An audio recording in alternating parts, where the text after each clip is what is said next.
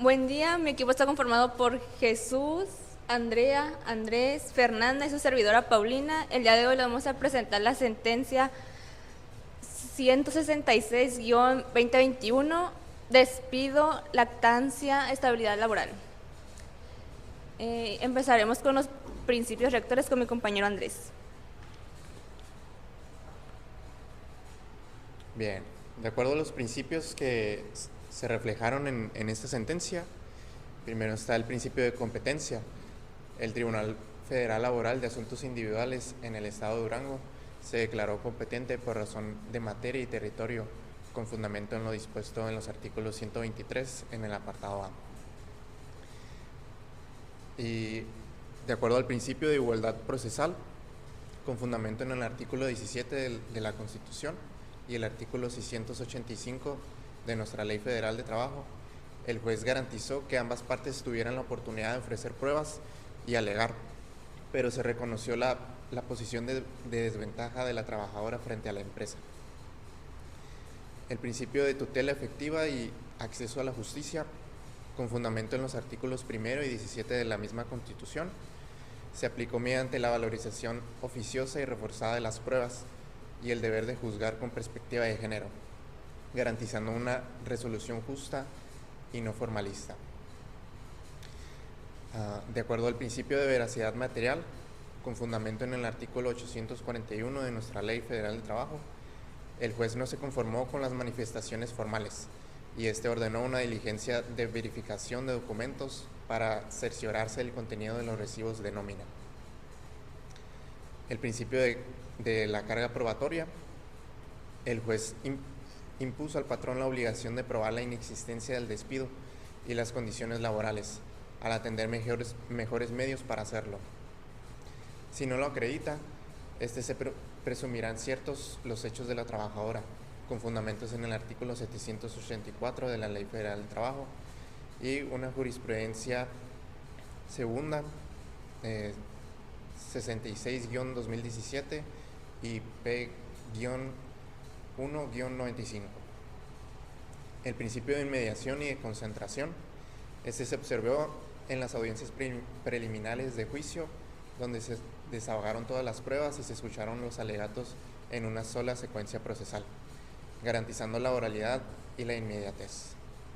Y de acuerdo al principio de economía procesal, el proceso se condujo bajo la vía ordinaria laboral, sin dilataciones innecesarias, resolviendo incidentes y recursos dentro del mismo procedimiento. Buenas tardes, mi nombre es Fernanda Espinosa y yo voy a continuar con nuevos principios procesales. Iniciando por el principio pro persona, es uno de los principios que menciona la sentencia en su inicio. Este principio viene del artículo 1 constitucional y básicamente señala que cuando la ley se puede interpretar de varias maneras, debe preferirse la que más favorezca a la persona. La sentencia lo retoma porque había indicios de discriminación hacia la trabajadora y este principio ayuda a recordar que en situaciones de vulnerabilidad la interpretación de la ley debe de ir orientada a proteger a la persona afectada. Y continúo con el principio de protección al trabajador. Otro principio que aparece es el de protección al trabajador. El derecho laboral siempre busca equilibrar la relación entre empleador y trabajador, porque no están en igualdad de condiciones.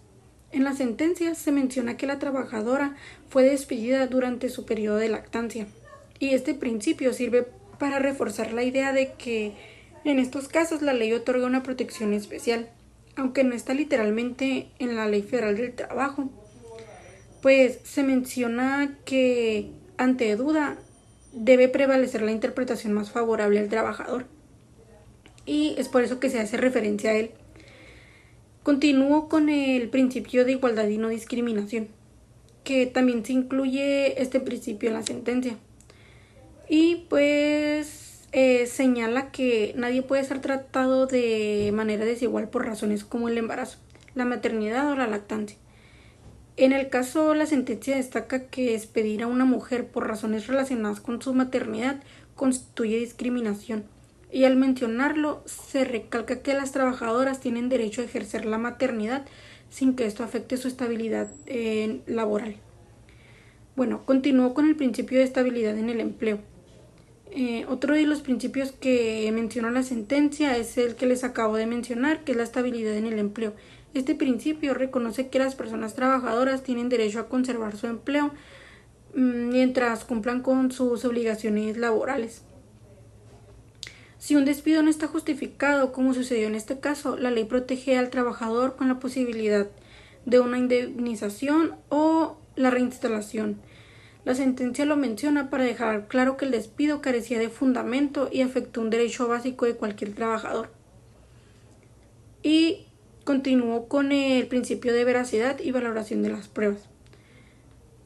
En la sentencia se habla del análisis de las pruebas. Se explica que se valoraron todos los documentos médicos, mensajes y circunstancias personales, todas en conjunto y no de una manera aislada. Esto es importante porque permite entender el caso en su totalidad y reconocer si hubo o no hubo un despido discriminatorio. Continuando con el principio de seguridad jurídica y el debido proceso.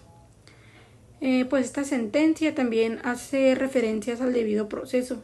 Esto significa que las partes deben conocer sus derechos, que el procedimiento debe ser transparente y que la resolución debe estar bien explicada. Mencionar este principio en la sentencia da certeza de que todo se realizó conforme a la ley y que la decisión está debidamente fundamentada.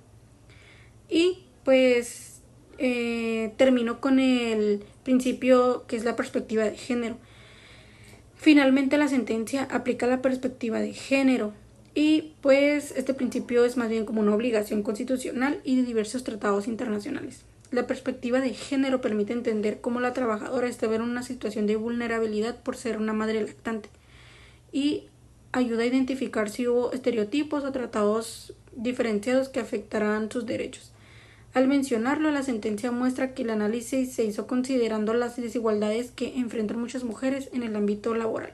Y esto es lo último, hablando de principios laborales. Yo soy Andrea y les voy a hablar sobre la fijación de la litis en nuestro caso. Bueno, la litis en este caso se centró en determinar si la separación de la trabajadora en fecha del 16 de marzo de 2021 fue por despido injustificado o un cambio ilegítimo de adscripción. La parte demandada sostuvo que hubo despido, sino una reasignación laboral a otra agencia, siendo Ciudad Victoria en Tamaulipas, conforme a la cláusula 12ª del contrato individual del trabajo. En cambio, la parte actora afirmó que el cambio fue arbitrario, discriminatorio y violento, ya que ocurrió mientras se encontraba en periodo de lactancia y a cargo de sus 3 hijos y una bebé recién nacida. Esta litis radica en que el cambio implicaba una infracción directa a los derechos de maternidad y lactancia protegidos por la ley y tratados internacionales, por lo que deba revisarse bajo perspectiva de género. En el juicio se utilizaron 4 parámetros jurídicos y metodológicos para fijar la litis. Uno fue el análisis de la demanda. Con ello el juez identificó los hechos controvertidos, que son los que delimitan la litis conforme a la Ley Federal del Trabajo. Los parámetros fueron el artículo 873C y 873E de la Ley Federal del Trabajo. En segundo, tomó en cuenta el principio protector laboral, dado que en materia laboral la litis no se fija con estricta rigidez, sino de manera pro operario. Esto quiere decir que a favor del trabajador. El juez delimitó la litis y, considerando la simetría de poder entre las partes y la necesidad de proteger la estabilidad laboral reforzada por la maternidad. El tercero fue la carga dinámica de la prueba, donde el juez observó quién estaba en mejor posición de probar. El 4 pues fue la perspectiva de género, donde el juez fijó la litis procesal, sino también la litis material o sustantiva, considerando 3 puntos. El primero, que la trabajadora estaba en periodo de lactancia. El segundo, que denunció un trato hostil y hostigamiento por ser madre. Y el tercero, que el despido se dio en un periodo protegido constitucionalmente. Esto llevó al juez a determinar que la litis debía analizarse bajo perspectiva de género, lo cual implicaba reconocer desigualdades estructurales, interpretar normas a favor de la maternidad protegida y eliminar estereotipos.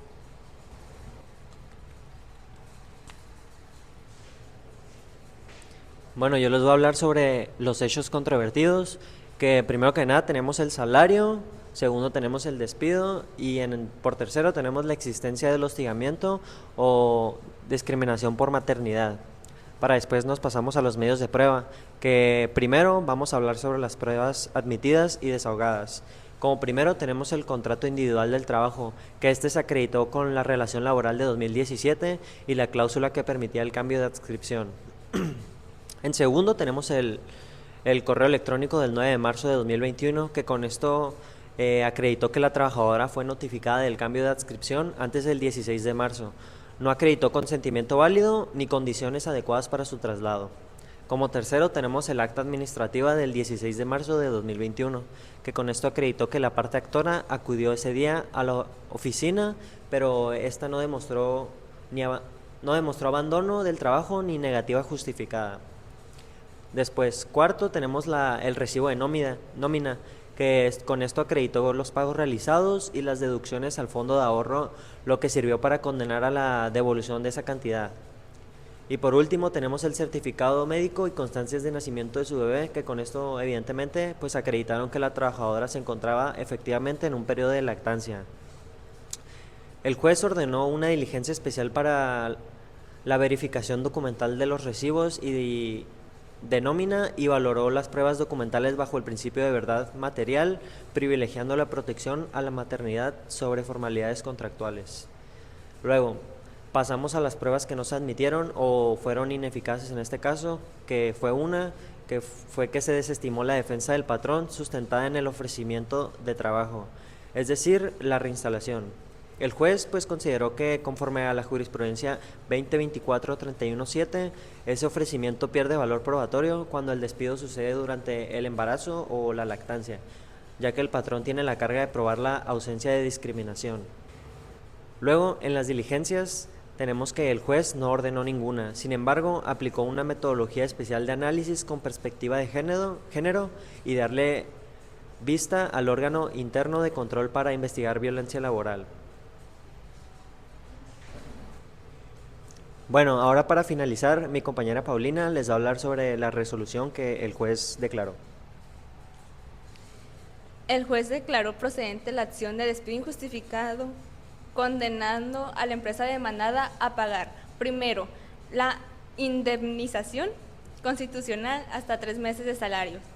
Segundo, salarios caídos hasta por 12 meses con intereses. En la inteligencia de que si el término del plazo señalado no se ha dado cumplimiento a la sentencia, se pagará también los intereses que generen sobre el importe de 15 meses de salario, a razón del 2% mensuales, capitalizable al momento del pago. Tercera, la prima de antigüedad. Cuarta, vacaciones y primas vacacional. Quinta, aguinaldo proporcional. Y sexta, devolución de fondo de ahorro. También determinó que la trabajadora fue víctima de actos constitutivos de violencia de género en términos de lo previsto por el artículo 11º de la Ley General al acceso de la mujer a una vida libre de violencia. Se ordenó dar vista al órgano interno de control de la Financiera Nacional a fin de que en el ámbito de sus atribuciones proceda conforme en derecho corresponda. Bueno, eso es todo por nuestra parte y muchas gracias.